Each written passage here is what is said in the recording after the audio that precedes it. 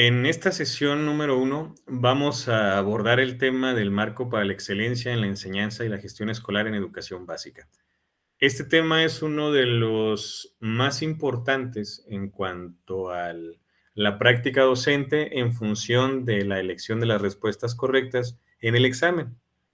Porque palabras más, palabras menos, este marco nos dice en términos muy sencillos cómo es que debemos de ser las y los docentes, técnicos docentes y demás figuras educativas desde el punto de vista de la Secretaría de Educación Pública. Cómo debemos conducirnos, qué es lo que debemos hacer, cómo debemos actuar y además de todo nos establece, digamos, un ideal independientemente de la función que estemos desempeñando, si es de docente o directiva o de supervisión. Este marco, este documento nos pone las pautas de actuación a lo largo de nuestra vida laboral. ¿De acuerdo? Ahora, está construido a partir de dominios, también de criterios y a final de cuentas, pues nos hace referencia también a indicadores ya más específicos con los cuales, mejor dicho, nos debemos guiar para el desempeño de nuestra labor educativa.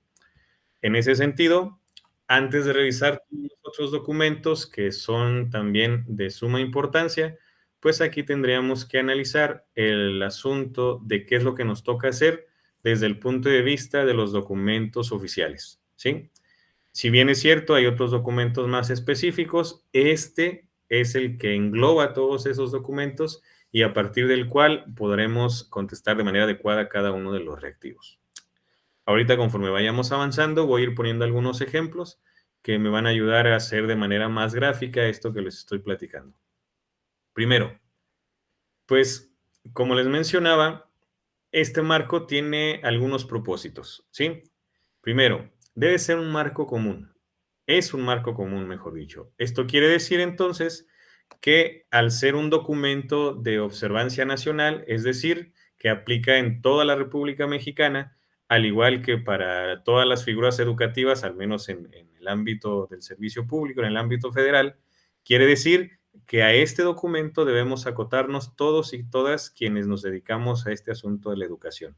Principalmente, pues desde luego las figuras que están establecidas aquí, ¿verdad? Pero a final de cuentas, esto evita que cada docente, cada maestro, cada maestra o directivo, supervisión, pueda hacer lo que le dicta su sentido común, lo que le dicta su experiencia, más bien en términos normativos, esto es lo que nos rige. Ahora, además de eso, pues también tiene el propósito de ser un marco de ayuda en aquellas ocasiones en las que pues, supongamos que somos nuevos, nuevas en la función, entonces nos remitimos a este documento, leemos, analizamos y podemos identificar hasta qué punto llega nuestro ámbito de actuación, nuestra responsabilidad como docentes o, insisto, independientemente de la función que nos corresponda. Ahora, se pretende que este marco común, este marco para la excelencia, favorezca la comunicación y la vinculación entre toda la comunidad educativa. Y dicho sea de paso, está inmerso en toda esta política educativa en referente a la nueva escuela mexicana. ¿Sí? Este marco para la excelencia ya está vinculado, ya está en congruencia con la nueva escuela mexicana. Por tal motivo, hay que apegarse también a los principios de la nueva escuela mexicana. Ahora, nuestra función, cada una de ellas, independientemente, les decía, de que sea de docentes frente a grupo, técnico docentes, directivos o personal de supervisión, tiene ciertas especificaciones. Por ejemplo, una de las funciones primordiales del docente frente a grupo, pues es precisamente desarrollar una planeación de clase y dar clases. Esta, aunque el directivo también tiene funciones educativas y debe de asegurarse de que todos los grupos tengan maestro o maestra, bueno, pero su función primordial, la función primordial del directivo, no es dar clases, aunque esté dentro de una escuela. Este ejemplo, que suena muy simple, a lo que me quiero referir, es que esto lo deben de tomar ustedes en cuenta para contestar las preguntas. Si estamos desde la función docente, tendremos que actuar con base en el marco para la excelencia precisamente desde esta función, ¿sí? Y desde luego, pues el propósito, uno de los principales, es que nos da una perspectiva del perfeccionamiento profesional a partir de la formación, de la autocapacitación y del desarrollo profesional constante. Ustedes recordarán que en estos últimos años ya la formación tuvo ciertas modificaciones en términos de que ya no es algo que nos obliguen a hacer, sino que más bien nos dicen, miren, aquí están los cursos, los diplomados, los mecanismos de capacitación y formación que más bien trasciende a la formación y nos dicen, bueno, necesitas formarte, aprender algo para dar un mejor servicio educativo. Aquí está la oferta educativa y tú puedes de manera autónoma seleccionar tu trayecto formativo, seguirte preparando para dar una educación de excelencia. Y aquí es otro asunto que no debemos olvidar. En los términos de calidad, los términos que se establecían en reformas anteriores o en legislaciones anteriores, aquí ya no van a ser, ya no están vigentes, ¿sí? Aquí el término que se va a utilizar en todos los documentos es la excelencia, la educación de excelencia, que ya cuando estemos hablando precisamente de los pormenores y de los documentos más específicos, ahí en el artículo tercero, por ejemplo, vamos a identificar a qué se refiere cuando se habla de excelencia en educación. Ahora, las características en este sentido del marco para la excelencia y específicamente de la nueva escuela mexicana, pues nos hablan de varios puntos. Primero, hay que tomar en cuenta, desde luego, los planteamientos de la nueva escuela mexicana, los principios, las bases filosóficas, los principios éticos, entre otras tantas cuestiones que hay que revisar, ¿sí? Esto lo voy a hacer así de manera muy concreta, muy superficial, podríamos llamarle así, porque más adelante en otra de las sesiones vamos a abordar un documento que hace referencia específicamente a los principios de la nueva escuela mexicana, ¿sí? Ese documento ya tiene varios años y sí ha estado presente en los exámenes, por ejemplo, el de hace un año, sí, aunque no decía así tal cual el reactivo, ¿qué es la nueva escuela mexicana o cuáles son sus principios? Pues bueno, de manera implícita, sí estaban impregnados estos principios dentro de los reactivos que se plantearon en el examen. Ahora, lo que no debemos de olvidar dentro de los planteamientos de la nueva escuela mexicana es este asunto del humanismo, del derecho a la educación, del interés superior de niñas, niños y adolescentes. Esas cuestiones son las que en dado momento que tengamos duda nos podemos remitir. Sobre todo este asunto de la inclusión educativa, porque recuerden que ya hemos trascendido de esta parte de la integración a la inclusión desde una perspectiva de la nueva escuela mexicana. Ahora, esta cuestión del marco para la excelencia también nos da un referente conceptual respecto a qué debemos entender cuando hablamos de ciertos términos. Por ejemplo, cuando hablamos de humanismo, ¿qué es lo que debemos entender? Esto, cuando hablamos de práctica docente, cuando hablamos de excelencia, todo esto nos van a dar los documentos que están establecidos en la nueva escuela mexicana y que también se concretan en el apartado del marco para la excelencia. Al igual que los marcos conceptuales, también nos van a dar un marco pedagógico, es decir, cuál será o cuál sería la manera adecuada en la que debemos conducirnos como docentes, como directivos o como personal de supervisión para poder desempeñar nuestra función desde una perspectiva pedagógica que sea congruente con la nueva escuela mexicana.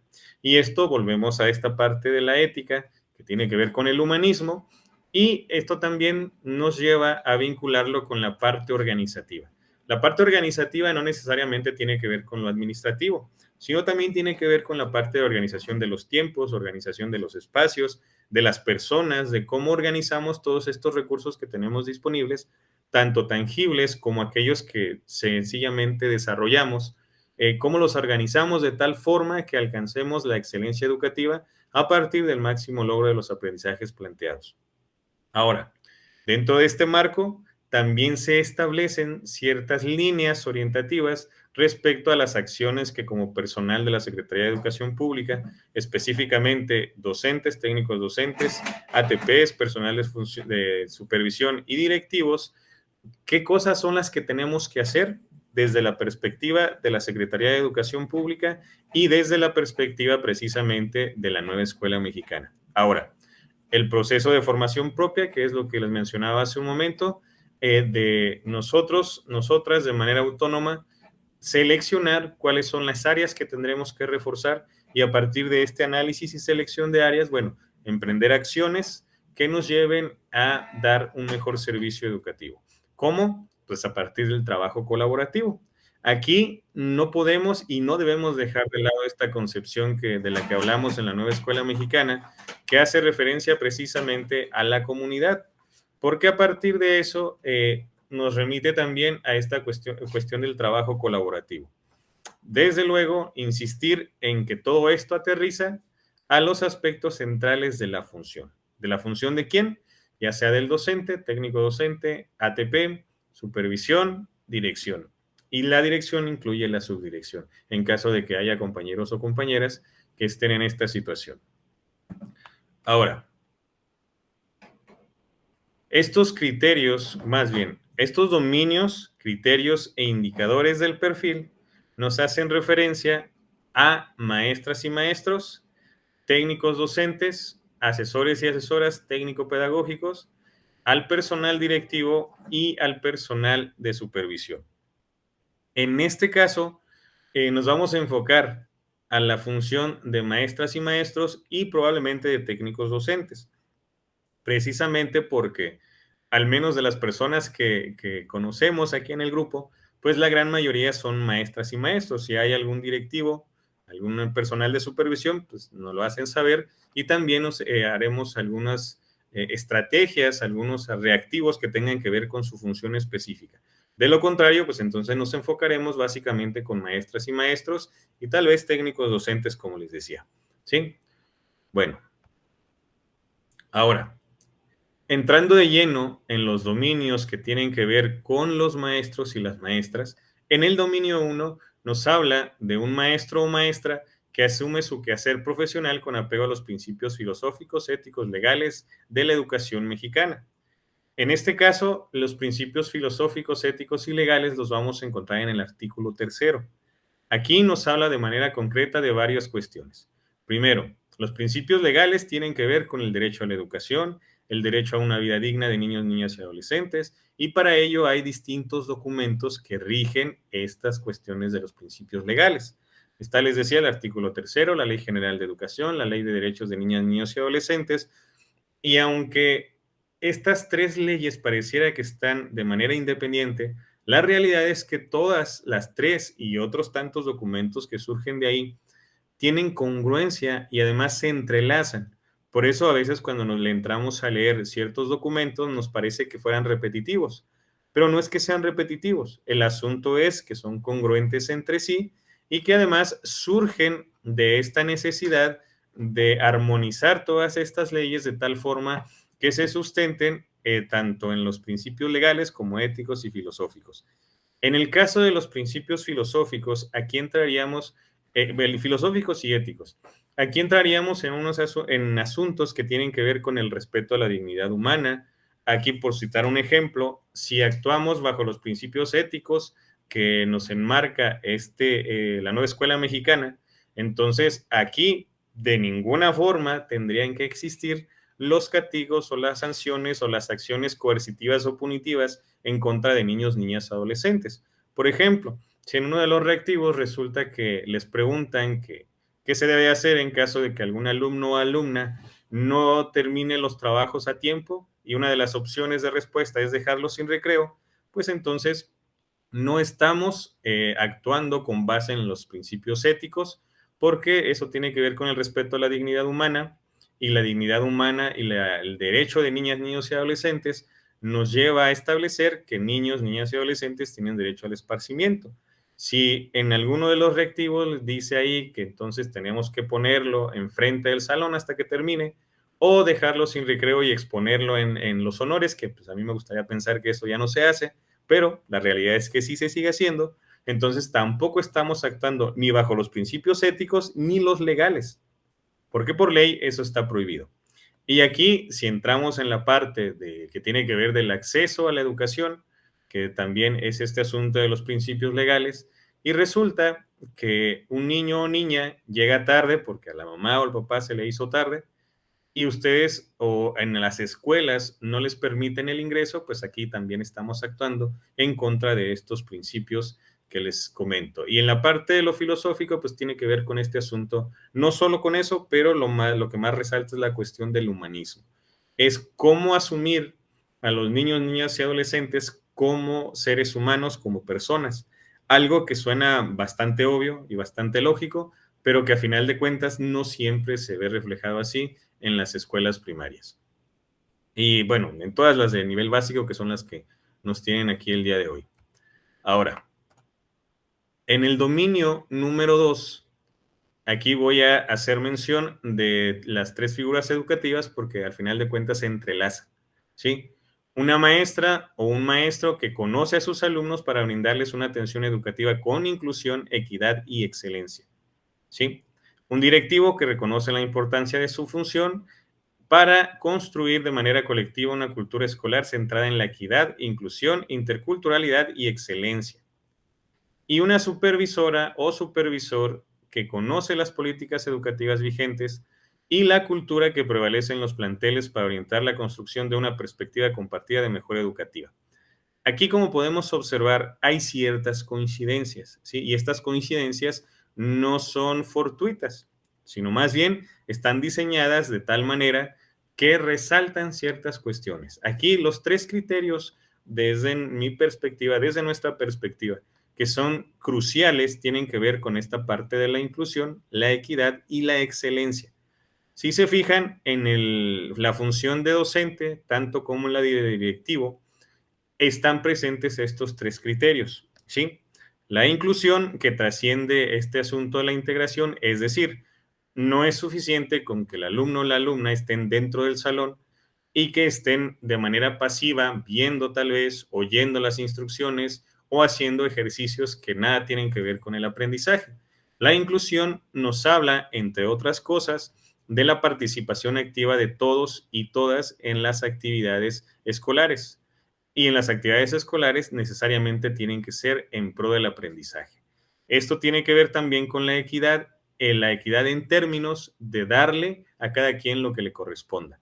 Y entonces aquí entramos en un terreno un tanto pantanoso porque de repente se escuchan algunos maestros, maestras, compañeros o compañeras de directivos también, que dicen, bueno, es que si hay alumnos o alumnas con características específicas o tal vez con alguna discapacidad, con algún trastorno que traen de nacimiento, entonces maestras y maestros no sabemos cómo hacerle. No estamos preparados y preparadas. La escuela no está preparada para atender a niños y niñas con estas características. Bueno, pues es obligación de maestros y maestras de la comunidad educativa en general formarse, prepararse, capacitarse para dar el servicio a todos y todas indistintamente de sus características físicas, indistintamente de la cuestión cultural, del origen étnico, de la raza, del sexo, del género, etcétera, etcétera. ¿Sí? Por tal motivo, para poder prepararse y formarse para atender todas estas circunstancias y características, pues desde luego lo que tenemos que hacer es conocer a alumnos y alumnas. Si no les conocemos, entonces no hay manera en que podamos prepararnos para atenderles, ¿sí? Y entonces, en ese conocimiento, pues entran, mejor dicho, no pueden, sino que entran estos apartados como el perfil grupal, como estas cuestiones de los diálogos con madres, padres de familia, del diálogo constante con alumnos y alumnas, de todas estas situaciones que seguramente ustedes ya hacen, pero que al final de cuentas, eso que ustedes hacen lo podemos relacionar con lo que está establecido en el marco para la excelencia. Sin embargo, hay ciertas circunstancias que se hacen, que se han vuelto costumbres, tradiciones, pero que no están apegadas a este marco para la excelencia, que más adelante vamos a ver algunos ejemplos. Y luego, esta otra situación, ya entrando en este asunto de la inclusión, que tiene que ver con la interculturalidad, ¿sí? Este asunto de la interculturalidad muchas veces se entiende como el reconocer, ni siquiera reconocer, sino como el notar que hay otras culturas, pero estas otras culturas muchas veces las identificamos porque a simple vista se notan, ¿sí? Es decir, por la vestimenta, por la lengua que por el lenguaje que utilizan, por la lengua diferente a la nuestra, ¿sí? Pero esta cuestión de la interculturalidad no únicamente es identificar y que ahí están, no. Se trata de atenderles independientemente de todas las características culturales y atenderles desde el punto de vista de la inclusión, es decir, que participen en todas las actividades. Así que si alguno de los reactivos les dice que llegó un niño o niña que habla una lengua diferente o que viene de otro estado, la escuela tiene que atenderles. Los maestros y maestras tienen la obligación de formarse, capacitarse para poder atender todas estas características. Ahora, en el dominio número 3, que hace referencia a una maestra o maestro que genera ambientes favorables para el aprendizaje y la participación de todas las niñas, niños y adolescentes, en el caso de directivos, organiza el funcionamiento como un espacio de formación integral de niñas, niños y adolescentes, y en el caso de la supervisión, aplica la misma situación, favorece la transformación de las prácticas pedagógicas y de gestión desde su ámbito de responsabilidad para centrar su atención en la formación integral de los alumnos y alumnas. Bueno, en este caso, compañeras y compañeros, los ambientes de aprendizaje, los ambientes favorables para el aprendizaje, como ustedes seguramente ya lo tienen completamente claro, tienen que ver no únicamente con este asunto del material tangible, de la parte física, de la infraestructura, de los salones, del proyector, de la pantalla. Desde luego, eso va dentro de los ambientes o favorece ambientes de aprendizaje. Pero más allá de esa idea que tenemos a veces de los ambientes favorables para el aprendizaje, tendremos que hablar necesariamente de estas interacciones que se gestan dentro del salón. Por ejemplo, un ambiente favorable para el aprendizaje no puede ser aquel en el que únicamente el maestro o la maestra se para enfrente del salón, enfrente de niños y niñas, y se pone a recitar de qué se trata los animales ovíparos y vivíparos, y después le pide a alumnos y alumnas que contesten algún cuestionario. Ese no es un ambiente favorable para el aprendizaje, porque ahí estamos hablando de un monólogo a partir del supuesto de que el maestro o maestra es quien posee el absoluto conocimiento. Eso por una parte. Si también entrando en este terreno de las categorías de exclusión, si hablamos del género, el género regularmente es una categoría que sesga para generar exclusión, perdón, en términos de que se da un trato distinto a alumnos hombres que a alumnas mujeres.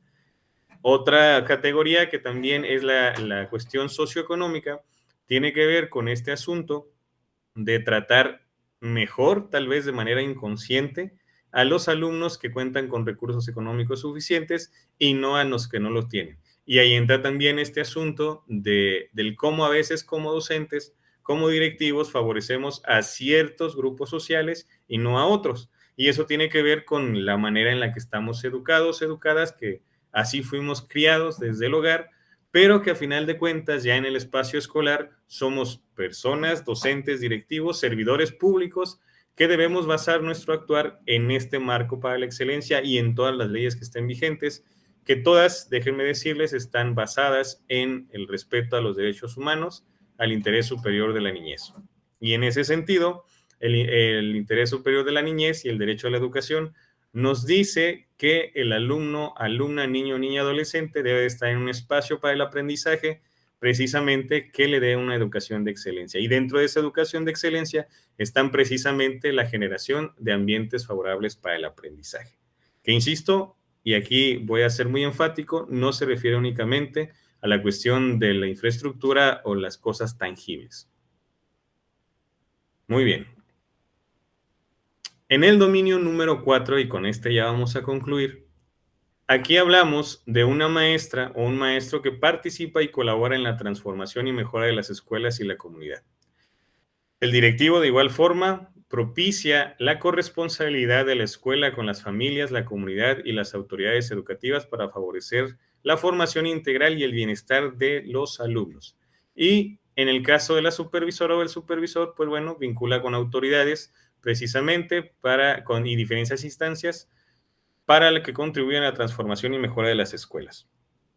Ahora, desde la perspectiva de las y los docentes, aquí la instancia inmediata de participación y colaboración es el Consejo Técnico Escolar, desde luego. Pero aquí probablemente y seguramente van a venir varios reactivos que tengan que ver con eso y de las decisiones que se toman ahí. Y ahí tendremos que asumir nuestro papel como docentes, maestros y maestras frente a grupo y la participación activa a la que estamos obligados y obligadas una vez que estamos ahí. La participación activa no tiene que ver con este asunto de levantar la mano y estar a favor o en contra de determinadas propuestas, sino más bien se trata del diálogo, de la argumentación, de la participación, pero todo tiene que ser en colaboración, porque todo esto debe de estar basado y fundamentado en el interés superior de la niñez y además en el máximo logro del aprendizaje para una educación de excelencia. Y a partir de todas estas decisiones que se tomen, todas estas acciones que se emprendan de manera colaborativa, tanto en los consejos técnicos escolares como en cualquier otra acción o estrategia que se desarrolle en la escuela, entonces se debe propiciar la transformación para la mejora de la escuela y la comunidad, que este es uno de los rasgos que más va a resaltar en la nueva escuela mexicana y que tiene que ver con la comunidad. La comunidad, insistir, refiriéndose no únicamente a maestros, maestras, alumnos, alumnas, directivos y madres y padres de familia de ahí de la escuela, sino también de otras instancias, por ejemplo, la tiendita escolar, si hay alguna institución ahí alrededor, todas esas también son parte de la comunidad. Ahora, en ese sentido, si ustedes están desde la función directiva, eh, espero que no sea así, pero si es así, de que ustedes son quienes toman las decisiones y únicamente las informan, pues desde ahí, si vamos a responder desde esta perspectiva, entonces seguramente vamos a tener la respuesta equivocada. Entonces, a partir de estos 4 dominios que les estoy compartiendo aquí, entonces concluimos que nuestra función como maestros y maestras es propiciar la transformación de las circunstancias de la comunidad a unas mejores a partir de la acción colaborativa en pro del aprendizaje de niños, niñas y adolescentes que nos lleven a brindar una educación de excelencia. ¿A partir de qué? A partir de la no discriminación, a partir del derecho a la educación para todos y todas, a partir del respeto a la diversidad, respeto y valoración a la diversidad, la interculturalidad, a partir de todas estas circunstancias, ¿sí? En este asunto del derecho a la educación y el interés superior de niñas, niños y adolescentes, un ejemplo muy claro es cuando un docente, maestro o maestra, solicita un permiso económico, pues bueno, ¿qué se hace? El permiso, si bien es un derecho del maestro o maestra, se debe de privilegiar la atención para el grupo de niños y niñas, ¿sale? Entonces, a partir de ciertas circunstancias que vamos a ir abordando a lo largo de estas sesiones de estudio, deben de estar basadas en este marco para la excelencia, pero hay ciertas especificidades que vamos a ir revisando conforme avancen las sesiones. Bueno, por este tema, por mi parte, sería todo. Está un tanto general, pero lo vamos a ir aterrizando conforme pasen las sesiones. Si tienen alguna duda de qué es lo que nos toca hacer como docentes en determinada situación, remítanse al marco para la excelencia de acuerdo con su función y con eso vamos a tener una idea muchísimo más acertada de qué es lo que desde la perspectiva de la norma nos toca hacer.